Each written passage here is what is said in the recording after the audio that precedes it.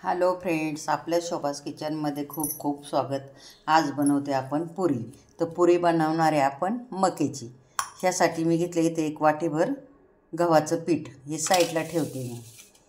हे एक फुलपात्र मका कणसातून काढून घेतलेली, हे हिरवी मिरची, लसूण आणि जिरं याचं मी वाटण करून घेते। हे आता आपलं पीठ घेऊन झाले, हे घेतले मी वाटण वाटलेलं आपलं मकान, ते सगळं वाटून घेतलेलं आहे। मिरची ते मका सगळे दाणे वाटून घेतले। हे आता मी याच्या पिठामध्ये हे घालून घेते। मी हे पिठामध्ये सगळं आपण घालून घेतले। याच्यामध्ये आपण हिंग घालते थोडंसं, ही थोडी कोथिंबीर, हिंग घातलं, कोथिंबीर घातली, ही थोडीशी आपण जिरा पावडर घातली, ही थोडीशी आपण गरम मसाला घालून घेतला थोडासा, आणि अगदी थोडीशी ताजी फ्रेश मेथी घालून घेतली। हे चवीप्रमाणे वरून मीठ घालून घेतलं, हे आपण हळद घालून घेतली। आता हे चांगलं मिक्स करून मळून घेऊ आपण।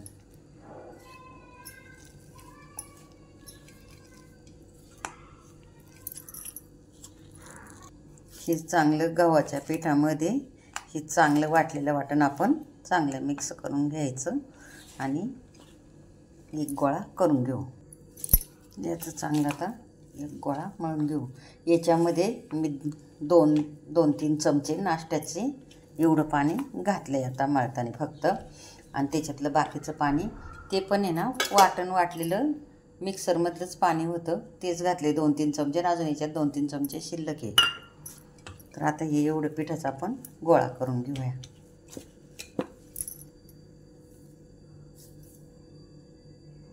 आपला गोळा मळून झाला आहे पिठाचा। आपण आता याच्या पुऱ्या लाटून घेऊया। आता मी याचा गोळा एक करून घेते, एक गोळा ठेवते, याच्या मी पुऱ्या आता लाटून घेऊ। आता मी याची पुऱ्या लाटून घेते। थोडंसं पीठ घेतलं आपण खाली, आणि आता ह्याची पुरी लाटून घेऊ मोठी, आणि नंतर आपण कापून घेऊया। तर या अशा मी लाटून घेऊ।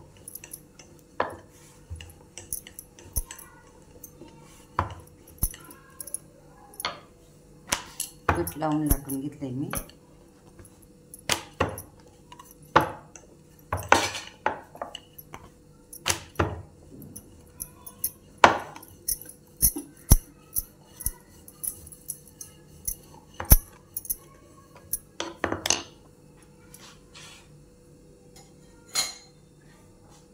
आता आपण अशा पुऱ्या लाटून घेऊ।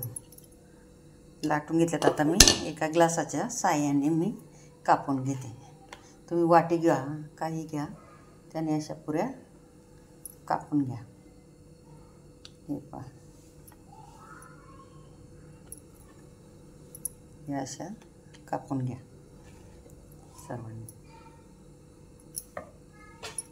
सगळ्या पुऱ्या अशा लाटून मी आता सर्व पुऱ्या अशा लाटून घेते। हे सर्व पुऱ्या लाटून घेऊ आणि नंतर आपण तळून घेऊ। आता आपल्या पुऱ्या लाटून तयार आहे, आता आपण तळून घेऊ। आपलं तेल तापले का पाहू आता आपण। मी तेल तापायला ठेवलं होतं।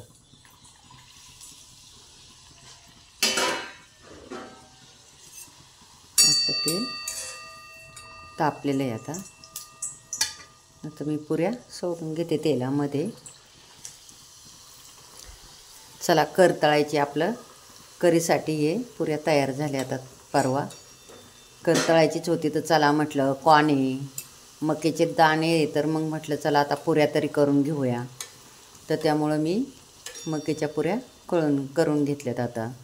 तर हे रेसिपी तुम्हाला कशी वाटते ना, ती पहा करून तुम्ही पण सर्वांना। टेस्ट पण छान लागते याची, छान होत्यात अशा पुरी, सर्वांना आवडतील, कारण याच्या आधी पण मी एकदा केलेल्या आहे, त्यामुळं खूप सुंदर होत्यात पुरी।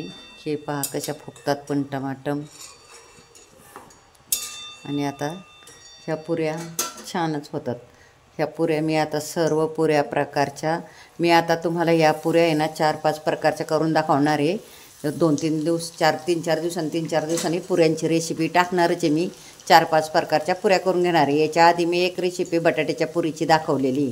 तर तुम्हाला अशाच वेगवेगळ्या पुऱ्यांचे मी 5 रेसिपी दाखवणार आहे. तर एक झाली ही आता मी दुसरी करते. बटाट्याच्या पुऱ्यांची पण दाखवलेली रेसिपी. तर आता ही मी आज मकेची करते. तर त्यामुळं तुम्ही सर्वांनी बघा कशी वाटते ती रेसिपी. आणि मी आता सगळ्या पुऱ्या तळून घेते. आता आपल्या पुऱ्या शेवटच्या 2-3 राहिल्यात. आपल्या पुऱ्या तळून झालेल्या आहेत. आता मी तुम्हाला सर्वांना दाखवते. तर आता हे आपले ह्या मकेच्या पुऱ्यांमध्ये आपण सर्व वाटण घातले, थोडी कोथिंबीर घातली, थोडी मेथी घातली चवेसाठी. तर ही रेसिपी तुम्हाला कशी वाटते?